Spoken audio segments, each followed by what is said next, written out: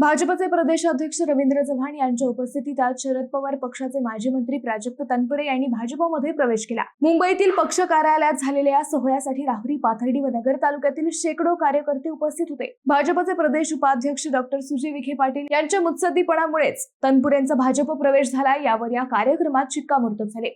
प्रदेशाध्यक्ष रवींद्र चव्हाण यांनी तनपुरेंसारखा प्रश्नांची जाण असलेला तरुण नेता पक्षात आणल्यामुळे पक्षाला फायदाच होईल हे आवर्जून सांगितलं।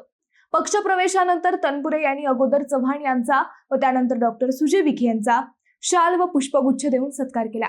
याच सत्कारानंतर दोन दादा एकत्र आले। आजोबांनंतर आता नातूही एक झाले याची आठवण आवर्जून काढली।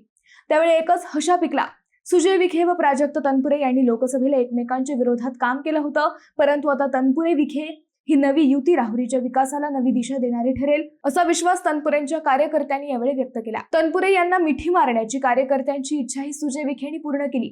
त्यावेळी टाळ्यांचा कडकडाट झाला। हा सगळा पक्षप्रवेश पाहिल्यावर तनपुरेंना विखेंनीच भाजपमध्ये आणलंय यावर शिक्कामोर्तब झालं। या पक्षप्रवेशानंतर राहुरीची गणिते नक्कीच बदलतील असा विश्वास कार्यकर्त्यांनी व्यक्त केला।